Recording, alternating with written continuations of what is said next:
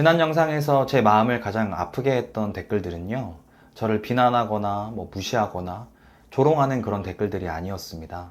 한때는 신앙생활을 정말 열심히 했지만 자연스럽게 보게 된 교회의 부정과 부패, 또 부도덕한 그런 모습들 때문에 지금은 교회를 떠났다는 댓글들이었습니다. 그런 댓글을 읽을 때마다 전 참 마음이 답답하고 너무나 아픕니다. 저는 정말 하나님께 귀한 복을 받았다고 생각하는데 어렸을 때부터 너무나 좋은 교회를 만나서 신앙생활을 했다는 것입니다. 지방에서 100여 명으로 시작했던 교회가 5천여 명의 초대형 교회가 성장하는 그 모습을 한복판에서 제가 성장하면서 그 모든 것들을 목격할 수 있었어요. 큰 교회가 좋은 교회라는 뜻이 아니라 교회가 아주 작은 교회에서부터 초대형 교회로 성장하는 그 과정 가운데 수많은 일들이 일어나거든요. 그 수많은 일들을 목격하면서 하나님이 어떻게 일하시는지, 하나님의 역사가 어떻게 일하는지를 목격할 수 있었다는 거예요. 그게 너무나 감사한 일이죠. 그리고 무엇보다 그 부흥의 중심에 서 계셨던 담임 목사님 얘기를 빼놓을 수가 없어요. 그 목사님은요, 제가 나중에 후에 그 교회의 부교역자가 되어서 최측근으로서 그 목사님을 볼 때에도 참 검소하시고 청렴하신 마치 작은 예수 같은 그런 분이셨습니다. 지금까지 제 목회의 멘토이자 롤모델이세요. 여러분, 이게 정말 쉽지 않은 일이거든요. 시간이 지날수록 내가 이렇게 좋은 교회를 만나고 또 이렇게 좋은 담임 목사님을 만난 것이 얼마나 귀하고 복된 일이었는지를 깨닫게 됩니다. 많은 사람들이 오랜 시간 동안 수고하고 또 애쓰고 섬겼던 그런 교회의 부정직한 모습들, 부도덕한 모습들 때문에 교회를 떠난다는 사실은요, 이 땅에 있는 모든 교회가 다 똑같은 교회가 아니라는 것을 뜻합니다. 우리는 교회의 지체로서 우리가 섬기고 있는 교회가 지금보다 더 좋은 교회가 될 수 있도록, 또 하나님이 기뻐하시는 교회가 될 수 있도록 함께 교회를 세워나가야 합니다. 그리고 부득이 교회를 새로 선택해야 하는 상황에 놓인다면 좋은 교회를 고르기 위해서 부단히 애쓰고 또 노력해야 됩니다. 건강한 신앙생활 여부는요, 어떤 교회를 만나냐에 달려있다고 해도 전 과언이 아니라고 생각해요. 그만큼 교회는요, 한 개인의 믿음 생활에 아주 절대적인 영향력을 미칩니다. 교회를 통해 하나님의 말씀이 선포되고 교회를 통해서 세상을 향해 일하시는 하나님의 일하심이 실천됩니다. 교회를 통해 성경이 가르치는 아름다운 성도의 교제가 일어나고, 교회를 통해 이 세상 유일한 하나님이신 오직 여호와 하나님께 경배와 찬송 그리고 예배가 드려지게 됩니다. 사실 우리가 알고 있는, 우리가 흔히 떠올리는 믿음 생활의 대부분의 요소들은요, 교회와는 뗄래야 뗄 수 없는 연관성이 있습니다. 그런데 많은 경우에 이 교회의 중요성이 희석되거나 또 무시되곤 합니다. 가까운 교회가 가장 좋은 교회라고 말을 하거나, 교회를 오래 섬겼지만 그 안에서 부도덕한 그런 모습들 때문에 교회의 지체가 되는 것을 등한시하고 또 집에서 혼자 예배드리는 것을 믿음 생활이라고 그렇게 착각하는 그런 사람들도 참 많은 것 같습니다. 그런 게 저는 너무 안타까워요. 한 성도가 교회의 지체가 되는 것이 얼마나 중요한 일인지 우리에게 알려주는 성경의 한 예가 있는데요, 바로 사도 바울 회심 이후의 모습입니다. 여러분은 사울이 다메섹에서 살아계신 예수님을 만나고 난 이후에 가장 먼저 한 행동이 뭔지 아시나요? 예수님의 제자들, 사도들이 머물고 있는 그 초대교회 공동체를 찾아가는 일이었습니다. 생각해보세요. 사울은 얼마 전까지만 하더라도 예수 믿는 사람들을 잡아다가 옥에 가두고 핍박하고 죽이기까지 하는 그 일에 앞장섰던 사람입니다. 초대교회 일원들이 사울을 어떤 눈으로 바라봤겠어요? 누군가에게는 사랑하는 자기 가족을 죽여버린 그런 원수와도 같은 사람이 아니겠습니까? 사울이 그걸 몰랐을까요? 사울이 회심한 이후에 초대교회 공동체를 찾아가는 일은요, 마치 호랑이 굴로 스스로 걸어 들어가는 것과 똑같은 일이었을 거예요. 그곳에 발을 들이는 일은 사실상 목숨을 걸어야만 가능한 일이었을 겁니다. 그런데도 사울은 회심한 이후에 가장 먼저 교회 공동체를 찾아갑니다. 그리고 그 초대교회 공동체의 일원이 되죠. 이것은 생각할수록 너무나 놀라운 일입니다. 대체 교회란 무엇인가?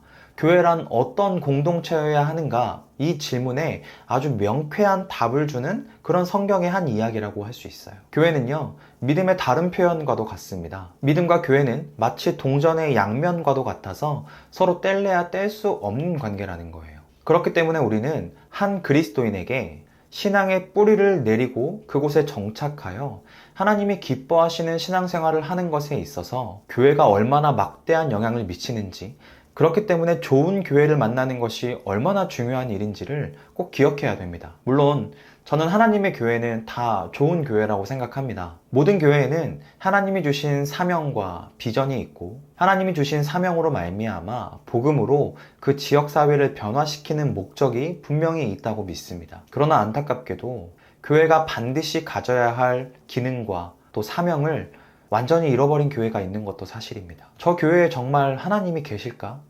이런 의구심이 들 정도로 생명력을 완전히 잃어버린 교회들이 도처에 있습니다. 하나님은 온데간데 없고 사람이 그 교회의 주인이 되어서 세상 사람들도 하지 않을 그런 온갖 부도덕함들이 자행되는 교회들도 종종 있습니다. 교회의 일원, 교회에 지체된 사람 그 자체가 죄인이기 때문에 교회가 날마다 하나님 앞에 엎드리지 않으면요, 날마다 하나님의 도우심을 구하지 않으면 교회는 반드시 타락하고 부패할 수밖에 없습니다. 그렇기 때문에 우리는 좋은 교회가 무엇인지를 분명히 알고 내가 섬기고 있는, 내가 속한 이 교회가 좋은 교회가 되기 위해, 건강한 교회가 되기 위해서 하나님 앞에 늘 깨어 있어야 하는 것입니다. 그래서 이번에는 어떤 교회가 좋은 교회인가에 대해서 한 3가지 정도로 말씀을 드려보려고 하는데요.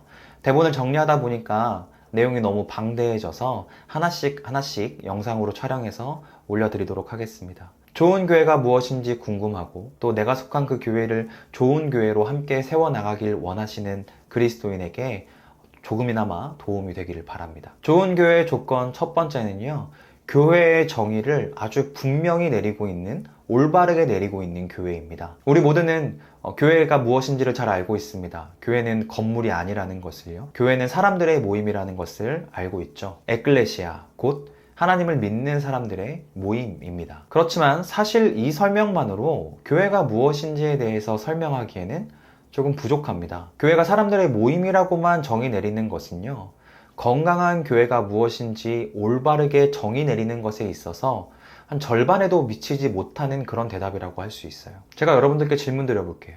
하나님은 어떤 사람에게 믿음을 주십니까? 하나님은 무엇을 위해 사람에게 믿음을 주시고 그들을 불러 모으실까요? 하나님은 불러 모은 사람들을 통해 어떤 일을 하길 원하실까요? 그리고 불러 모은 사람들을 또 다시 어디로 보내실까요? 이러한 질문들에 대해서 여러분들이 대답할 수 있어야 돼요. 왜냐하면 이 질문들에 대한 대답이 다 교회의 정의에 포함되어 있기 때문입니다. 지금까지 우리는 이 교회의 정의를 너무 단편적으로만 생각해온 경향이 있어요. 그저 주일에 교회로 모여서 예배드리고 또 봉사하고 또 섬기고 이렇게 하는 것으로 하나님이 기뻐하실 것이라고 그렇게 생각하기 쉽습니다. 그렇지 않습니다. 여러분, 교회는 이 땅의 유일한 소망이고요, 하나님을 믿지 않는 비신자들에게 하나님의 나라가 무엇인지를 이 땅에서 보여줄 수 있는 최고의 모범이에요. 눈에 보이지 않는 하나님을 믿게 하기 위해서 하나님께서 준비하신 신의 한 수, 그것이 바로 눈에 보이는 교회입니다. 교회는 이렇듯 막중한 책임감을 가지고요, 그리스도의 향기로, 그리스도의 편지로 복음으로 이 땅을 살아내야 할 책임이 있는 것입니다. 이것에 대해서 베드로전서 3장 15절 말씀은 다음과 같이 말하고 있습니다. 너희 마음에 그리스도를 주로 삼아 거룩하게 하고 너희 속에 있는 소망에 관한 이유를 묻는 자에게는 대답할 것을 항상 준비하되 온유와 두려움으로 하고. 우리가 예수 그리스도를 믿고 복음에 합당한 삶을 살아갈 때 하나님을 믿지 않는 사람들은 우리를 보면서 궁금한 마음을 품을 수밖에 없습니다. 세상과는 완전히 구별된 삶을 살아가고 있기 때문이죠. 성경은요, 믿지 않는 사람들이 우리에게 그 소망의 이유를 물어볼 때 그 질문에 대한 대답을 온유와 두려움으로 하라고 말씀하고 있습니다. 왜 두려움으로 해야 될까요? 우리가 복음의 유일한 통로이기 때문이죠. 우리는 세상 사람들이 왜 하나님을 믿어야 하는지, 그들이 왜 교회 공동체에 소속되어야만 하는지, 교회가 어떻게 이 세상을 변화시킬 수 있는지에 대해 분명하고도 확실한 대답을 준비하고 있어야 합니다. 그래서 교회란 무엇인가, 이 질문이 너무 중요해요. 교회는 가장 먼저 교회란 무엇인가에 대해서 올바르고 정확한 정의를 내리고 있어야 합니다. 첫 번째, 교회는 단순한 사람들의 모임이 아닌 택함받은 사람들의 모임입니다. 예수님께서 공생의 사역을 시작하시면서 친히 제자를 선택하셨어요. 그런데 그들의 면면을 보면 예수님의 선택을 이해하기가 쉽지 않습니다. 당시 모든 사람들이 경멸하고 또 사람들의 지탄의 대상이었던 세리들, 배우지 못했던 천한 어부들이 그 줄을 이뤘죠. 당시에 똑똑한 랍비들이 얼마나 많았겠습니까? 유창한 언변으로 대중들을 구름대처럼 몰고 다녔던 오늘날로 치면 스타 강사들도 있었을 거예요. 굳이 이렇게 뛰어난 사람들이 아니라 할지라도 예수님의 제자들의 줄을 이뤘던 세리 어부들이 예수님의 제자들 말고 예수님의 주변에 얼마나 많았겠습니까? 적어도 수백 수천 명이 있었을 거예요. 그런데 예수님은 어째서 그 수천의 대중들 가운데 단 12명만을 선택해서 제자로 삼으셨으며 또 그들은 어떤 이유로 선택받았는지 우리는 전혀 알 길이 없습니다. 그런데 생각해보면 우리도 마찬가지이지 않습니까? 지금도 이 세상에는요, 아직 하나님을 알지 못하고 믿지 않는 수많은 사람들이 살아갑니다. 그중 우리는 하나님의 살아계심을 믿고 하나님의 자녀로 이 땅을 살아가고 있어요. 우리가 믿지 않는 그 수많은 사람들보다 더 나은 사람이기 때문이 아닙니다. 우리도 그들처럼 한낱 죄인에 불과한 벌레만도 못한 그런 인생이었습니다. 그런 우리가 어떻게 하나님의 선택을 받아 그분의 자녀가 되었는지 논리적으로는 설명할 길이 없습니다. 그저 우리는 알지 못하는 우리를 향한 하나님의 놀라운 계획하심과 또 온전한 그분의 은혜로 말미암아 우리가 하나님의 자녀가 되었다는 사실이죠. 이 모든 것이 은혜라고 고백할 수밖에 없습니다. 그렇습니다. 교회는 이렇듯 전적으로 하나님께 택함받은 사람들의 모임입니다. 하나님이 선택하여서 부르신 사람만이 교회가 될 수 있습니다. 우연히 일어난 일이 아닙니다. 어쩌다 보니 교회로 흘러 들어온 게 아니에요. 하나님께서 선택한 이들만이 하나님께서 분명한 사명과 목적과 계획하심으로 불러내신 이들만이 교회의 지체가 될 수 있는 것입니다. 그곳이 바로 교회입니다. 그래서 성경은 교회의 성도를 다른 말로 지체라고 이야기합니다. 각자의 역할이 다를 뿐이지 어떤 사람은 경히 여김을 받고 어떤 사람은 중히 여김을 받는 그런 곳이 아닙니다. 모두 다 없어서는 안 되는 너무나 귀중한 한 존재라는 거예요. 마치 톱니바퀴가 하나하나 다 맞물려서 하나가 되어 돌아가듯이 유기적으로 연결이 되어 있는 것입니다. 아주 작은 지체 하나만 빠져도, 요만한 톱니 하나만 빠져도 톱니바퀴 전체가 멈출 수밖에 없게 되는 거죠. 그래서 예수님은 아직 99마리의 양이 남아있음에도 불구하고 잃어버린 그 한 어린 양을 찾아 나서신 겁니다. 교회가 택함받은 사람들의 모임이라는 이 정의를 분명히 한다면 우리 눈에 보기에는 조금 미흡하고 어리석어 보이고 부족해 보이는 한 성도가 얼마나 귀한 존재인지를 잊지 않게 됩니다. 그저 머릿수만 채우는 한 사람이 아니라 진정한 의미로 천하보다 귀한 한 영혼으로 바라볼 수 있게 되는 거예요. 내가 보기엔 조금 부족해 보여도, 조금 모자라 보여도 어떤 경우에는 뭐 저런 인간이 교회에 있나 싶은 생각이 들 정도로 그런 시선으로 보게 되는 그런 사람이라 할지라도 하나님께 택함받은 귀한 존재입니다. 아무리 사람이 많은 교회라 할지라도 1000명이 있고 10,000명이 있고 심지어 10만 명이 있는 교회라 할지라도 교회가 선택받은 사람들의 모임, 택함받은 사람들의 모임이라는 정의를 분명히 한다면 아주 작은 한 영혼도 너무나 귀하고 소중하게 보일 수밖에 없는 겁니다. 첫 번째가 선택받은 사람들, 택함받은 사람들의 모임이었다면 두 번째는요, 교회는 보냄받은 사람들의 모임입니다. 우리가 잘 알고 있듯이 사도행전을 보면 예수님의 제자들을 통해서, 그 사도들을 통해서 초대교회가 태동하게 되는데, 여기서 사도의 뜻은요, 보냄받은 사람이라는 뜻입니다. 사극 같은 드라마에 보면 흔히 사신이 등장하잖아요. 국가 간의 교역에 있어서 아주 필수적인 존재가 이 사신이죠. 사신은요, 한 나라의 왕을 대신합니다. 왕이 전하고자 하는 그 메시지를 가지고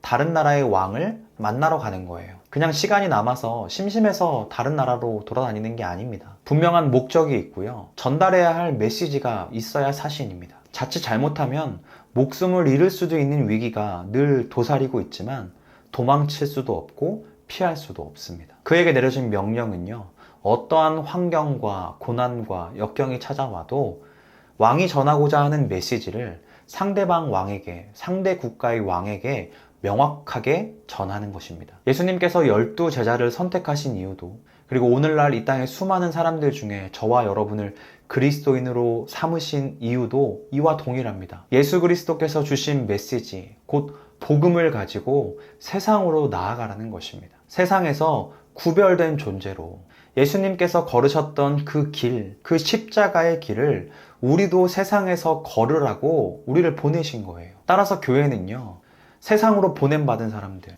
그리스도의 복음을 들고 세상으로 보냄받은 사람들의 전초기지, 최전선에 있는 전투기지와도 같은 곳이 바로 교회입니다. 보냄받은 세상에서 치열하게 싸우고 모든 에너지를 다 쏟은 후에 다시 교회로 모여서 서로 격려하고 위로하면서 힘을 회복하는 거죠. 그리고 힘을 회복하고 다시금 세상으로 나아가는 것입니다.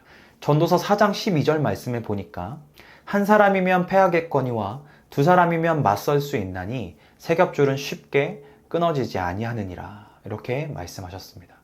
여러분, 홀로 싸우면 반드시 패할 수밖에 없습니다. 나는 교회 없이 홀로 신앙생활 잘 할 수 있다고요? 그저 하나님 믿고 아무런 복음의 능력도 없이 세상에서 전혀 구별되지 못한 세상 사람들과 똑같은 모습으로 그냥 한평생 살다가 부끄러운 구원이라도 얻으려고 한다면 교회가 필요 없을 수도 있겠죠. 분명한 건 그런 그리스도인은 하나님께서 원하시는 그리스도인이 아니라는 것입니다. 하나님은 우리에게 아무런 대가 없이 믿음을 주셨지만 그렇다고 그 믿음이 아무런 힘과 능력이 없는 건 아니에요. 오히려 하나님이 우리에게 주신 그 믿음은요, 우리의 모든 삶을 전인격적으로 변화시키기에 충분한 능력이 있는 그런 믿음입니다. 그렇기 때문에 진짜 그리스도인들은 때론 교회 안에서 부정과 부패, 인간이기 때문에 연약하고 타락한 그런 모습을 종종 목격하게 되지만 결코 좌절하지 않습니다.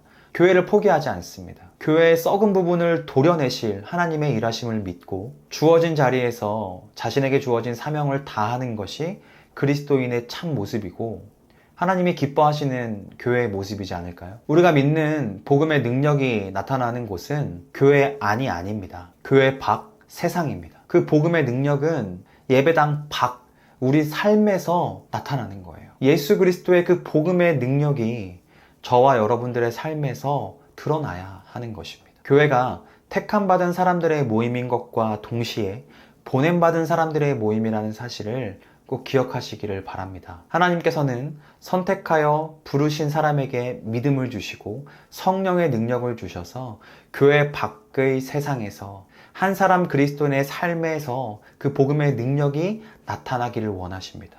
그래서 우리를 세상으로 보내셨습니다. 이 교회의 올바른 정의, 분명한 정의를 저와 여러분들이 마음에 새길 수 있었으면 좋겠습니다. 그리고 우리가 섬기는 그 교회, 우리가 소속되어 있는 교회가 교회의 정의를 올바로 내리고 올바로 내린 그 교회의 정의 위에 그 토대에 아름답게 세워질 수 있는 교회가 되기를 바라겠습니다.